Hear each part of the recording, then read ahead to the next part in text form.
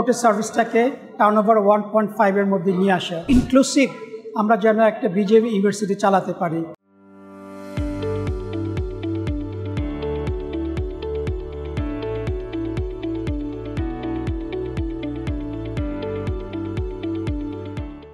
আমার নাম হচ্ছে রহিম ফিরোজ। আমি ডিবিএল গ্রুপের ভাইস চেয়ারম্যান। আমি ইলেকশন করছি দুলাল ব্রাদার্স লিমিটেড এই অ্যাকাউন্টের মাধ্যমে। আমাদের জার্নি শুরু হয়েছে 1991-এ। আলহামদুলিল্লাহ আজকে আমাদের এই জার্নিতে এখন লোক আছে 50,264। আমাদের এখন টার্নওভার $500 মিলিয়ন, আর আমাদের ডিম এক্সপোর্ট 300, টোটাল $800 মিলিয়ন আমার টার্নওভার।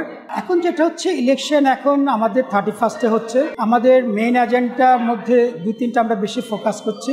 একটা হচ্ছে যে সার্ভিসটা বিজিএমই এনশিওর করা। আমরা দেখেছি বিগত বছরে অনেকে সার্ভিসটা পুরোপুরি পাচ্ছিল না, কিছু এখানে ইরেগুলারিটি ছিল। আমাদের প্রথম এজেন্ডা হচ্ছে আমরা বিজিএমইটাকে সবার জন্য সিম্পলিফাই করা, যেন সবাই সুন্দরভাবে সার্ভিস পেতে পারে। পোর্টের চ্যালেঞ্জ ধরেন এখনো কিন্তু পোর্টে আমাদের টার্নওভারটা এখনো বেশি সময় লাগছে।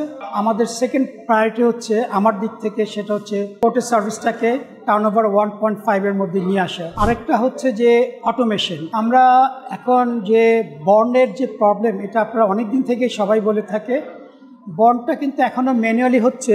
আমরা চাচ্ছি যে অটোমেশনের মাধ্যমে আমি আমার অফিসে বসে আমি ডকুমেন্ট দিয়ে আমরা এটাকে ত্বরান্বিত করার জন্য। আমাদের দেখা যায় যে পোর্টে মাল আটকায় থাকছে, কিন্তু আমাদের বন্ড আপডেট না হওয়ার কারণে আমাদের 6-7 দিন বা 10 দিনের মতো লেগে যাচ্ছে, যার ফলে আমাদের এখানে ড্যামেজ আসছে।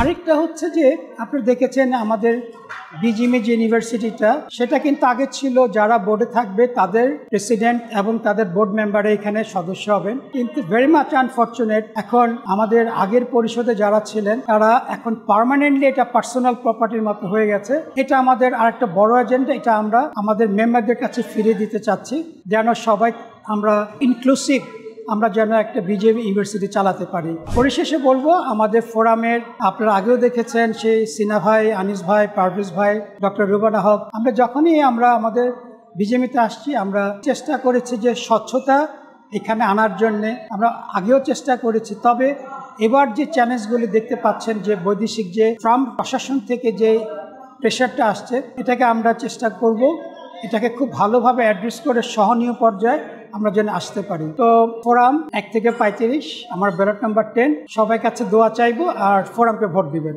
ধন্যবাদ।